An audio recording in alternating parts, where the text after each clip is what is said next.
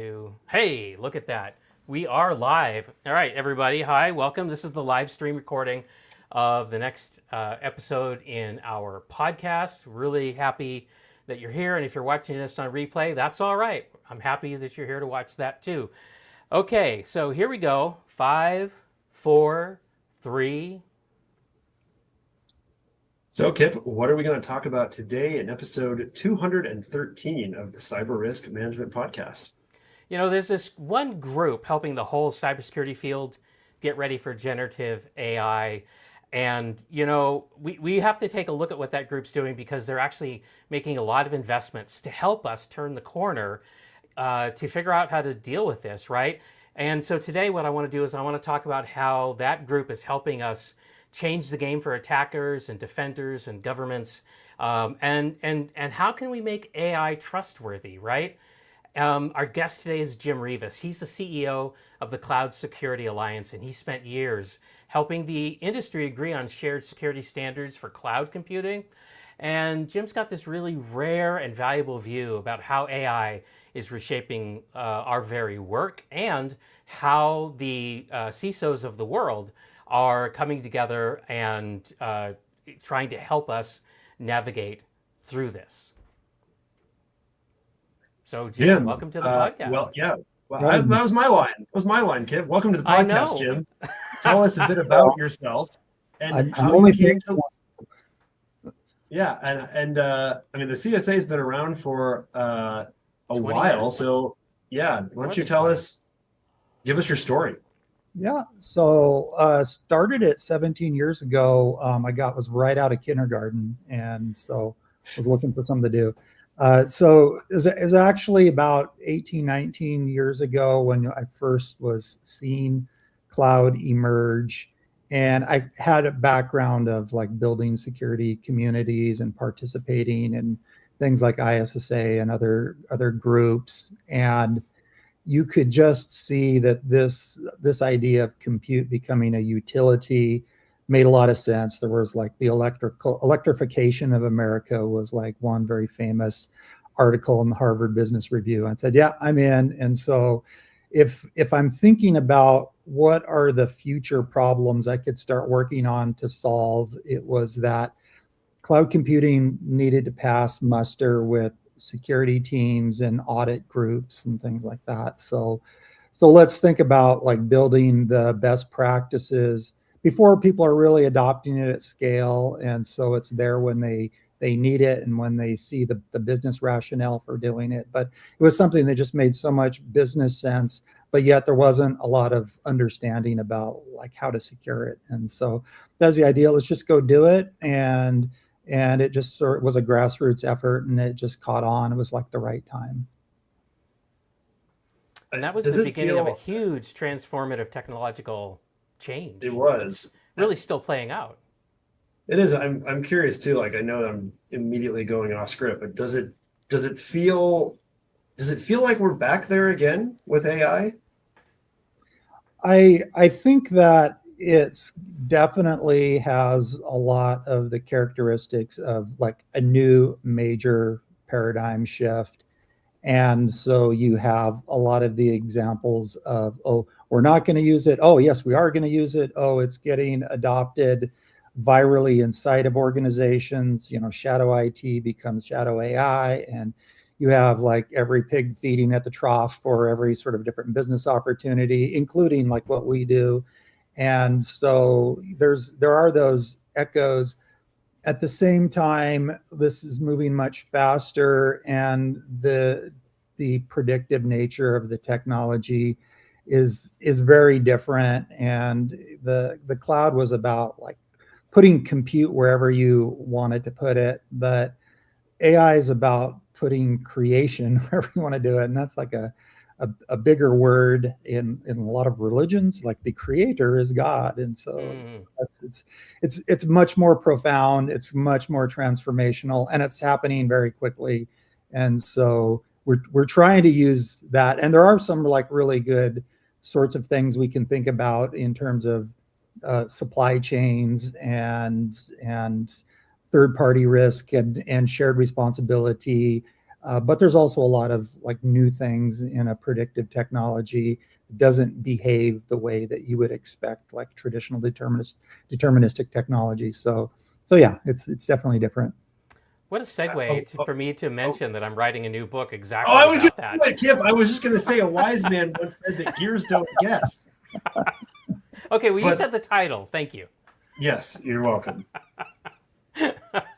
Okay, so Jim, before we start talking about artificial intelligence and what makes it trustworthy, I want to just explore a little bit more about the history of CSA, because I think it's going to help the audience understand, why the CSA is well positioned to do this, right? I think some people who may not know about the organization might say, well, Cloud Security Alliance, what do you guys know about AI? But I think if you could just tell us start with the early days, like who showed up and like what did you build, and then how did that create a platform for CSA to go a little bit wider on the standards work? Yeah, so we had observed that when this new technology was coming, that you're going to have like incumbents that are going to fight it. You could see it was going to move pretty quickly, and the standards bodies, traditional standards development organizations, like, hey, it's 5 years, 10 years, 15 years between an update on a different standard. So you could see that wasn't really going to work. And because it was new, it was like, well, there's really no barriers. You just get a good group of experts, which ended up just being a mix of cybersecurity people who are curious about cloud and cloud people who were curious about security. It was really that sort of simple, that you had that just sort of intersection. And social media was just starting to like really take hold, and called crowdsourcing back then. It's like, hey, instead of like doing something super formal, let's get grassroots like activities. Let's have people crowdsource like different ideas on how to do this. And several just different like smart people just said, yeah, we're starting to see the same thing. So we'd love to help sort of like develop these sorts of things. And it was just great because no one had an agenda really other than wanting to like do the right thing, and came from just all different walks of life. And I tried to make it very like international in terms of the participation, and just all different sorts of roles and responsibilities, big companies, small companies. Because like even back then we kind of knew, hey, there's that one person that like has a point of view, like a hacker, like go back to Captain Crunch, and you go back to those guys that like an individual that can make a big change. So I knew, hey, let's be inclusive. This is not about big companies or anyone else like doing this. And then I remember distinctly you talk about making it more international. I remember like years and years ago, I was chatting with you and you're like, well, I got to go. I'm on my way to Crete for a meeting. I was just like, yep, that's about as international and as distributed as I can imagine. Well, that's where ANISA was based. I think they still have a few people there, but and don't ask me to explain how they set up different agencies in Europe. But it's a beautiful place to be. But yeah, it was one of our early partners, and still is like a pretty strong partner. But yeah, we just like we launched it in 2009 at the RSA conference. But what we did differently, because there was a lot of people thinking about this, is let's not just do a press release and say, hey, let's come together. It's like, no, we kind of worked in stealth and we created like the full guidance. And so then that kind of just was the fait accompli, and everybody said, oh, we don't need to compete against that. They announced it and they got the guidance, and like it just was pretty viral in its adoption. So you borrowed a little Silicon Valley playbook there, didn't you? Yeah. This was, absolutely. So and it was actually like some startups. It was like Zscaler was they weren't even called Zscaler when they started that. When they were a puppy. They were, yeah, and so Zscaler, it was Jay Chaudhry at Zscaler and Philippe Courteau rest in peace, Qualys, and then Phil Dunkelberger at PGP. They each gave me $5,000 to like go build a website and do a couple different things, and there we go. So just real quick question. I think we don't want to spend too much time on it, but just from the legal governance view, what was the goal of being a neutral nonprofit group? What do you think we would be missing if the standards only came from either vendors or only from regulators? If you had a thought on that. Yeah, so well, vendors probably the easy one. Like they participate a lot in standards bodies to like make sure that there's a favorable outcome for their products and technology. And you got to, there's a lot of extra work you got to do on governance. And then like regulators, and I'll throw out a name I think that you probably both know, but Jeffrey Ritter, he'd written about like systems law, and that regulators increasingly in technology were going to be pointing to industry best practices versus codifying things. And so that was like, yeah, we'll create stuff that they'll just use and point to. Interesting. Perfect. Got it. Okay, so let's pivot now and talk about AI, because as you kind of said at the top of the show, Libby, this is not just another tool.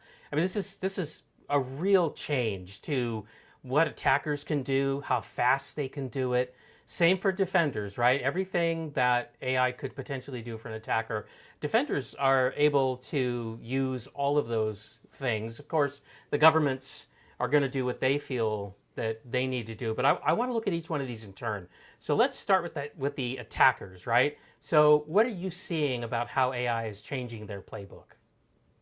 Yeah, so it's important to sort of understand like where we are at with AI, that we're living in this world of two exponentials, which sort of impacts each of them. So we're really seeing those step level changes in model capabilities right now, and it's happening like very, very quickly. And so they are just getting so much smarter. And then the second exponential is viral adoption of agents, where this is now you're giving AI tools and access to do a lot of different things. And so from an attacker's perspective, they have nation state capabilities now. I think that's kind of the conclusion out of Mythos. And so they can automate attacks. They can automate the discovery of vulnerabilities. They can chain vulnerabilities together. So now there's a lot of vulnerabilities that never get exploited and all those like sorts of things. But the economics of this from an attacker's perspective is like quite stunning, and they can just accomplish a lot more quickly. And so it like broadens their attack base and who they can go after. So expect that to be like something we're just gonna have to contend with certainly for quite a while. So it's sort of like, go ahead, Jake. I was in the paper this morning where it was a vendor that was telling us about their MCP server and how in 2025, roughly 5% of SaaS companies had MCP servers. Gartner is now estimating that by next year, 2027, 80% of SaaS companies will have an MCP server enabled for their systems. Now, the competitive pressures are immense and all of that, but it really kind of combines cloud security with AI, right?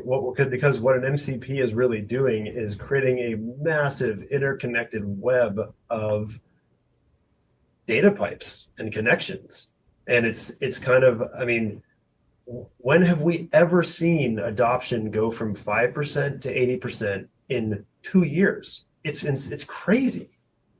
Yeah, you can do things so quickly, and with agentic coding, you can create MCP interfaces or any other interface that when we go OpenClaw is the fastest like growing open source project ever. So it is like super fast, and it does have like a lot of those aspects of service-oriented architecture loosely coupled, where it's not hard. There's not a big lift when we used to sort of hard code interfaces to different systems. So yeah, we're rapidly interconnecting things, and there's a lot of things that we need to do to like harden these types of systems.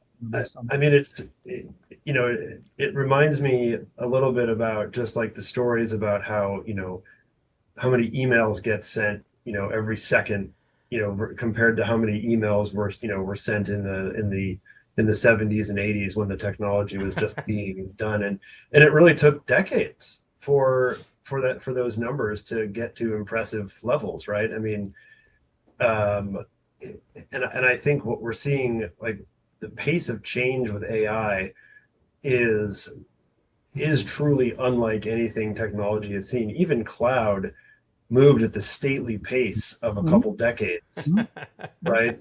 Yeah. And they look like hockey sticks, yeah. but this looks just like, I don't know, a line. This is going straight up. Yeah. I mean, I guess what I'm saying is, if people thought cloud moved fast, it may have been a glacier compared to what AI is doing. Oh, absolutely. It's stunning how coding has changed in 12 months. And really the capabilities and the unlock in coding agents was only like, the GPT-4 plus Opus 4.6 maybe. And so it's really recent, but it's just all different now. Yeah. Do you know that, Kevin? Yeah. Opus 4.8 was released today. I haven't even had a chance to notice it. I was just using it before we started recording, actually. I saw that it dropped, and I immediately started trying to figure out how I could take advantage of it in my current AI workflows. So, but then I had to make this podcast episode. Yeah.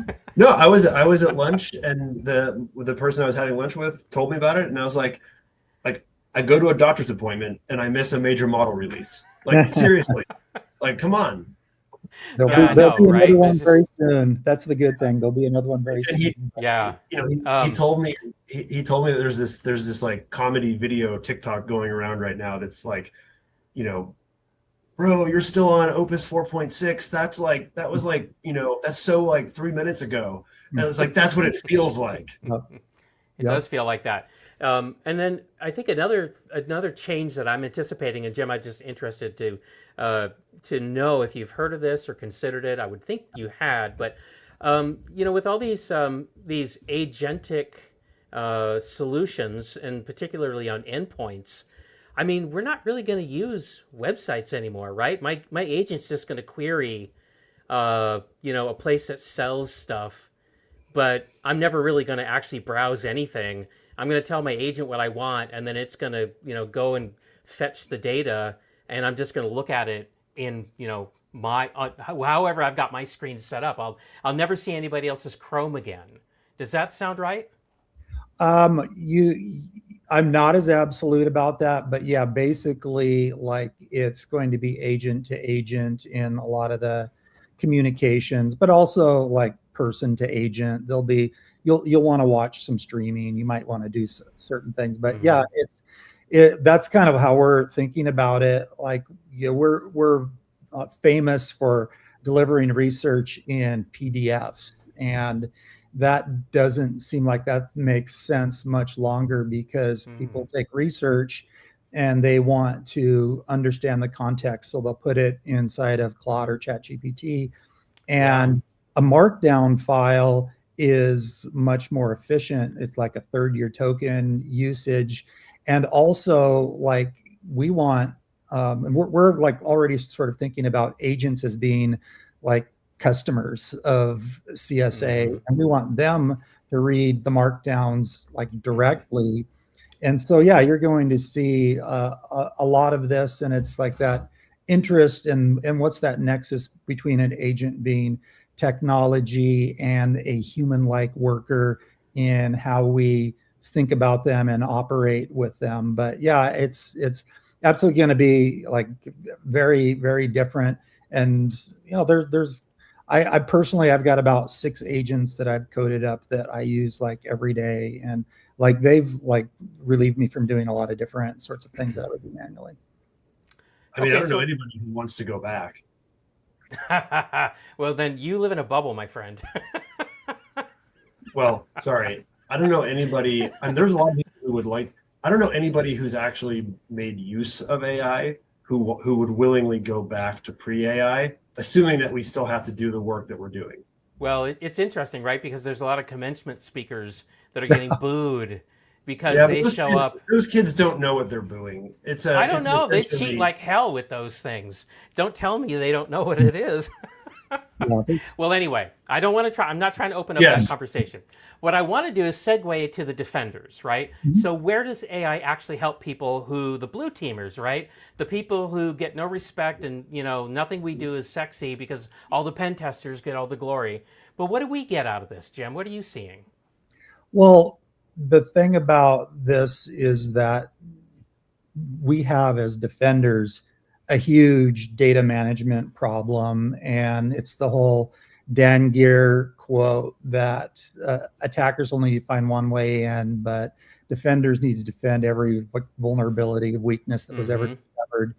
And AI is just like built to do that. So seeing agents like start to do a lot of the SOC operations, to like be able to find the heat maps inside of very large like vulnerability scan reports, being able to pull together a lot of different things. Like just as an example, like maybe there's a Zoom call where people talk about a new system being deployed, and you correlate that and say, oh, this system that appears to have no customer data, it has some vulnerabilities, but it's not a priority. But that Zoom call gives you the context to say, oh, next week it will have all that information. And so, oh, that becomes a priority. So it gives us a lot of ability because, hey, what would you do if you had and let's not talk about token costs yet, but you had like 10 million junior engineers that you could put to work on things. And right. So, and this is a little bit on the long-term side. It appears as though like the model capability is most closely correlated with the amount of compute, and that compute has got a basis in energy and everything else. And it just seems as though that's where the hackers and the malicious actors are going to, like, they'll run out of resources before the good guys, because the reality is there's more good guys than bad guys in the world. And the fact that you can use more energy and use more tokens means that I think we're gonna, I don't know how quickly, but we are going to see that shift to defender advantage on this, which is good for all of us. Now the AI itself is predictive, and like one of the things that I'm expecting is proportionately the number of incidents that the cybersecurity industry needs to deal with it's going to decrease in the number that come from malicious actors. That proportionately I'm talking about. And it's a lot more is going to be the AI, just like because of alignment issues or whatever else, it's going to like not follow the right processes. And we've seen a lot of that, like the coding agents like deleting source trees and things like that. So you'll see more of that. I remember Gartner made a prediction, and I don't know if they still stand by it, that like 99% of all cloud failures are going to be due to user error or something like that. I mean, that was their prediction for years and years. And it sort of sounds like a similar thing here, where it's not really the model, it's how you harness it that really determines, what kind of results you get and how reliable they are and consistent and so forth. So I think that's what you're saying, right? Yeah, it's another sort of echo with cloud. When we started CSA, a lot of companies just said, well, securing the cloud it's Amazon's problem, it's AWS's problem, and all of us just ride for free on that.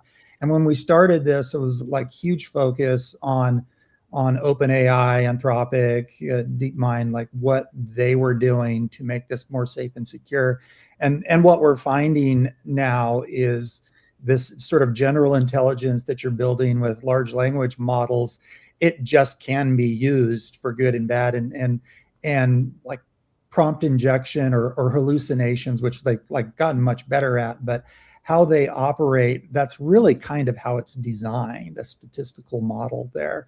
And so it's really going to be where we're getting that better understanding now that we need these harnesses like the runtime execution for agents that say, okay, we're going to have a deterministic way of blocking that, and we're going to understand the context, and context becomes like, instead of our software development lifecycle, we have a context development lifecycle to understand what's in the markdown files that feed these things. So that's kind of how see it evolving, and that's healthy. That I think we're understanding that that's how the shared responsibility comes back in what we're doing. I think one of the things that's challenging about AI is precisely that it moves so fast that it almost doesn't feel like there's time to create security standards, best practices, anything like that before the whole game changes again. I mean, you know what I mean? Like, I'm just like, you're saying, like, I totally understand what you're saying, but at the same time, I'm like, do we have time for that? Because it doesn't feel like it. Yeah, we got to operate at machine speed with clear articulated goals for the AI systems.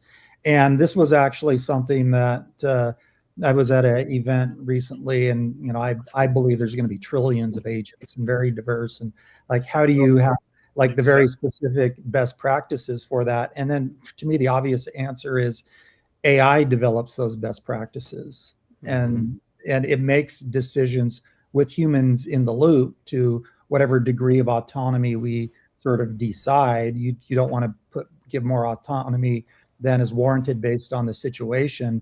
But even we pretty early on, we saw people take our AI controls matrix, other things, and put that into a chat screen and have AI sort of create, okay, what's the overarching framework we should use, or what's a maturity approach to implementing these sorts of things. So I think you're going to find, just like you're seeing AI improving AI now is kind of where they're at. You're going to see AI again with the right alignment, human in the loop. It's going to be creating a lot of the detailed implementation best practices, a lot of the decisions. It's going to have to be that way. It's because it's got to be machines. Yeah.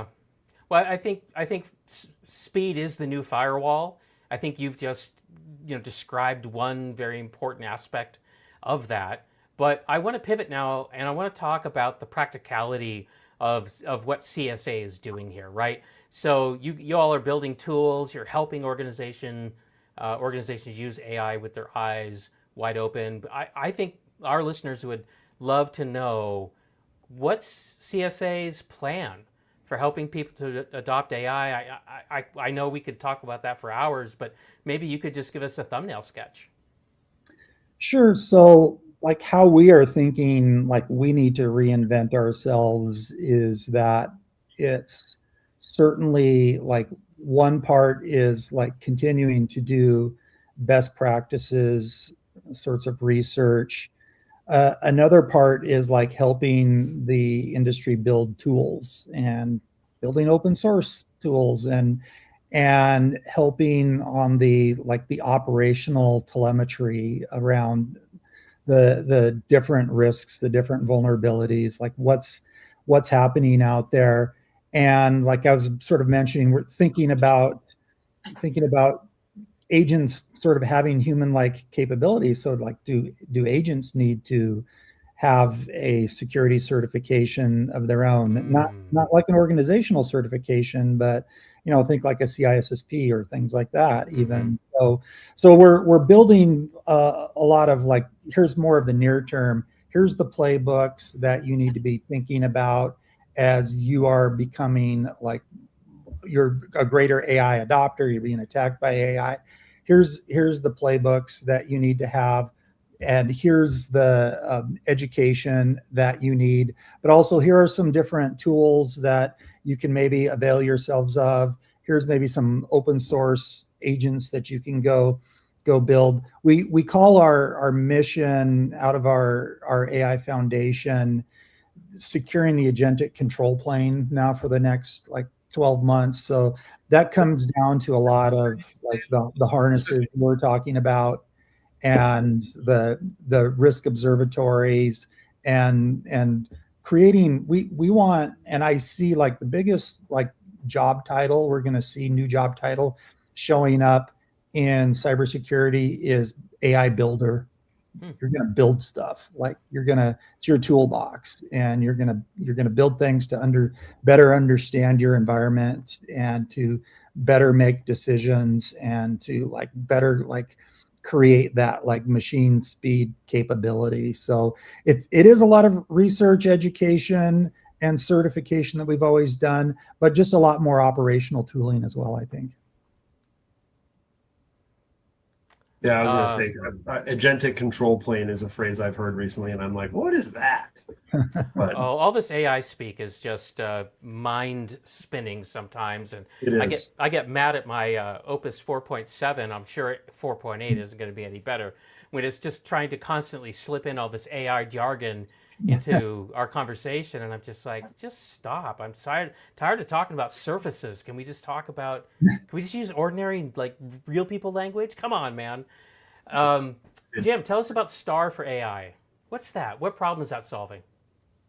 Yeah, so our STAR program, which has been around for like 14 years or so, is a sort of a multi-level certification program for basically for the same reason that like we created CSA is you have ISO certifications, you have SOC 2s. Those don't tend to get changed very often. And so what we created with STAR was, let's create an ability to like scope a certification towards cloud specifically and its shared responsibility. And so essentially we have taken that same approach to AI, and even our cloud controls matrix, we extended that. We built on it with the AI controls matrix, because a lot of most AI, you could say, even if it's on the edge, it's either it's delivered in a way that looks like cloud in how it's spun up and DataOps and everything else, or it actually is from the cloud, like you're seeing with the large frontier models. And so we felt like we could just extend it. And so STAR for AI is, you can do a level 1 self-assessment. You can get a level 2 where you get audited. And then the one thing we added that's new and different is we created an AI auditor called Validated. And so this will take your level 1 self-assessment, and it'll actually do a really good job of scoring it and analyzing your answers and really like making recommendation how you can improve it. And so we're actually seeing that sort of taking off, and organizations that get certified, they'll look at that as it's cheaper and it's a good preparation for doing the human like third-party audit. Yeah, that's really cool. I like how you said this at the beginning, but now here's a proof point, right? Where you're actually saying, what does CSA have to be now in order to move with the times? And you've actually built an agent, right? That's actually implementing new capabilities. And I want to acknowledge that. That's great. Yeah, I appreciate that. I mean, I think GRC, it's like pretty ripe for this. Like something we noticed around Opus 4.6, I think, because we do a lot of mappings, crosswalks between different standards and best practices, is it does not a perfect job, but it does really a pretty good job of like doing that sort of thing. And I tell a lot of enterprises like that's really something you can do to like save time, save money, and you want oversight on that. So yeah, it's definitely helping us. What's Maestro? So Maestro, capital M, capital A. It looks like an acronym. I think it is an acronym, but basically, don't quiz me on that.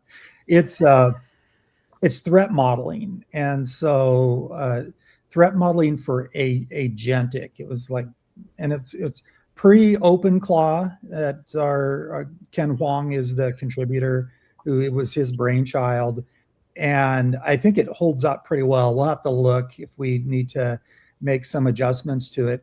But it does threat modeling where there's been a lot of standards like Stride and others for doing threat modeling. This really accounts for that autonomy and that predictive nature of this technology, and how like tool use happens, how you're not going to get, you got to build into your strategy that you are not going to get the same results every time when you go like do a security testing of AI types of technology. And so it tries to account for a lot of that. And it's a real like useful way to go do that. And like, again, what we're learning is from threat modeling now, when we look at the capabilities of the models, everybody's got nation state capabilities. So that might be one area we need to kind of look at and think about in the tool itself.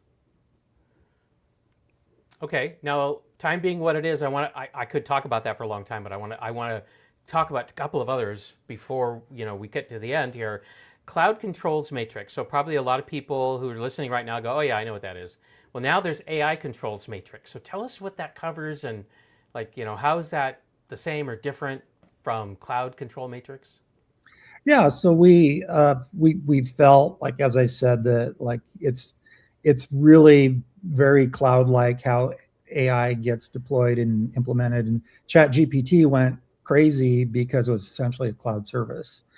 And so we took the 17 domains of the Cloud Controls Matrix, and then we added a model domain, and then we looked at the controls, which are control objectives. They're fairly high level, and we made sure that they were worded appropriately for the AI environment. And so we looked at the targets of the models, the model providers, the sort of orchestration, LangChain kind of level, the cloud providers, and then even more specifically, like the implementation guidance has been tuned for AI. So essentially it's a superset, how you think of it. It's got, I think, about 247 controls, so more controls. And it's something that like, it's gotten a lot of downloads, a lot of usage. It's really about operational control framework, and it's very complementary to things like the EU AI Act or the NIST Risk Management Framework, or even ISO 42001. They're higher level, more abstract. So this is intended to be a real operational framework. Good luck pronouncing that acronym, Jake. That is, yeah. Too much. Yeah, how do you say that? AIVSS? Avis? I would pronounce it Avis if it were me, but it doesn't quite work because it's more like Avis. I did my best. AIVSS, that's another thing that you all are working on, right? Yeah, so that's through OWASP, but I actually was involved on that group. So it's really, if you're familiar with, CVSS, it's, the severity scoring for like more conventional vulnerabilities. Okay. AIVSS is kind of like provides more contextual sort of overlay for the AI deployment. So kind of similar to how I was describing Maestro, but like when this vulnerability is inside an AI system with the type of autonomy and multi-agent, like you guys have maybe heard of like the confused deputy, where you've got multiple agents and one agent doesn't have the rights, and so it just asks another agent and it gets escalated privilege. So it's to help us like really understand like vulnerabilities in AI, how we can score them and understand severity.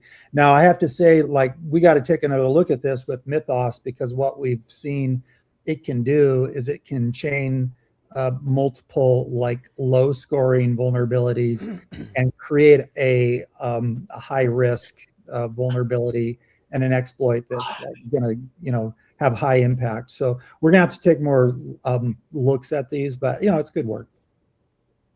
Okay, and just to be clear, it's not CSA's work product. No, this is out of OWASP, but yeah, okay, out of OWASP. Okay.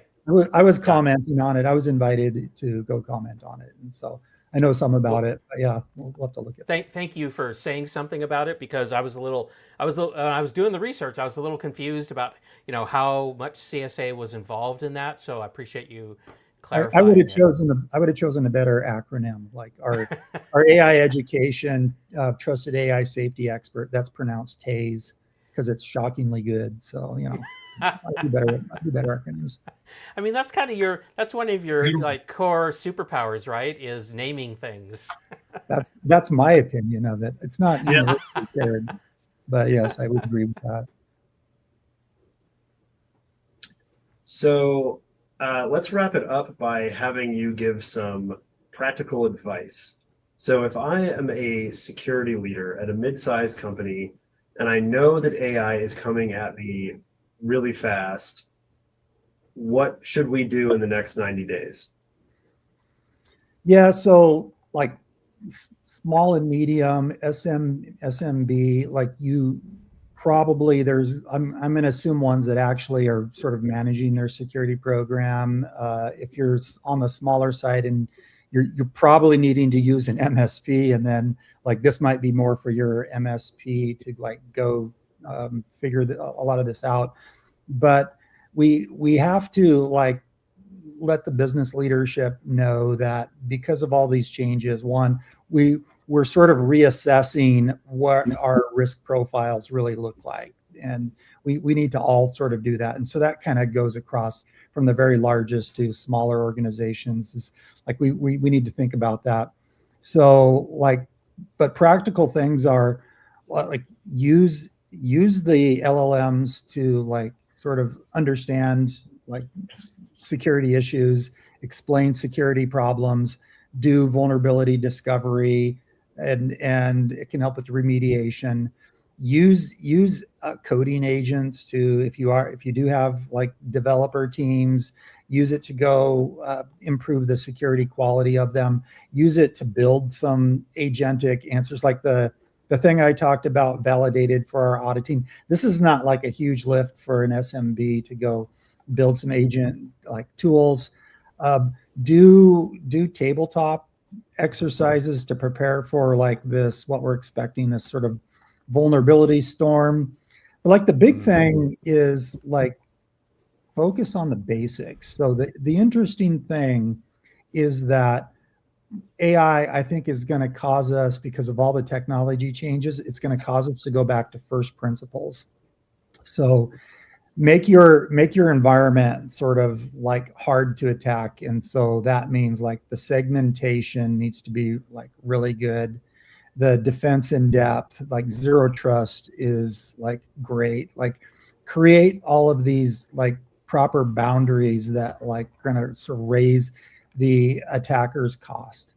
But no, there is a security poverty line. And like you also have to understand, if you're an SMB, how much of this can I do on my own versus like when do I need to bring in like the service providers? And then we got to really make sure they know what they're doing, because we understand that's a very uneven industry. Because bottom line is you can't outwork these machine speed threats. So you got to lean into this. And like I said, I think like AI builder, that's going to be like the big security title in the next couple of years. Yeah. So we work with a lot of mid-sized companies, and they're not building AI, right? They're buying AI. Mm-hmm. And so so one of the things that we've done is created a framework we call AirMap, and it helps them do a couple of things. One is culturally get themselves ready for using AI, because a lot of organizations just still don't even understand some of the fundamental, aspects of it. And so like as an organization, they need to have a certain amount of readiness if they're going to govern it and bring it in. And then we've got another dimension where if you've got a use case, right, a very specific thing that you're trying to get done, we can actually go into that use case and we can actually evaluate it using like 20 questions to find out, well, what exactly is the risk here? And oh, by the way, one of the risk items is you just spent a lot of money trying to figure out how to adopt this AI, technology, but are you even set up for success? What's the likelihood that this money's all going to be wasted because you just didn't even understand what kind of inputs you needed, and and all the plumbing around the model so that it doesn't go off in squirrely directions, right? So so I think CSA just kind of strikes me as an organization that's more oriented towards builders rather than buyers. But is that a fair assessment? I'd say that we are I would say yes, because I think we look at large enterprises that have like the toughest problems because we want to solve those. And then we do spend a lot of time like tied into the organizations that are like trying to create the new solutions. But like I'll leave you with like I have a 39-year-old computer science degree, and like just the advancements in the last few months have been a real unlock for me personally. And I think that you're ultimately going to find this is very democratizing for like SMBs, and they'll be builders soon, I feel. Yeah. Okay.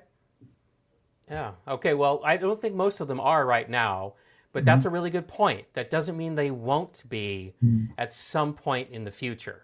Okay. So as we wrap up, I just want to say, Jim, this is your opportunity. If listeners remember just one thing from this whole conversation we've had, what would you want them to remember? So I think that cybersecurity professionals should aspire to be the most knowledgeable people about AI in their organization. Like that's how we become strategic, and that's how we really help our organizations prosper. And I think like we've gone way past, I think, being the department in the know and trying to reject things and being super conservative. But this is scary times, and I think that's how we can like help is be very curious, explore this stuff, go consume. There's a lot of great education that's out there, and I think if you do that, you're gonna make yourself more valuable for your career, and you're gonna just help your organization. Yeah, I like that. Thank you. Jake, any last words?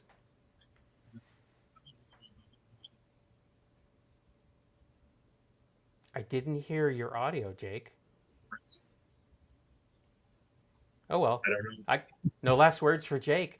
So that wraps up this episode of the Cyber Risk Management Podcast. What did we do? Well, today we looked at how the Cloud Security Alliance is helping the cybersecurity community get ready for generative AI. We heard how AI is changing things for attackers and defenders and governments, and we walked through some of the tools that CSA has built. STAR for AI, Maestro, the AI controls matrix, and we learned a little bit about AI VSS, which is interesting, but not CSA. There you go. We did all that with our guest, Jim Rivas, the CEO of Cloud Security Alliance. We'll see you all next time. See you next time. Baby. Bye.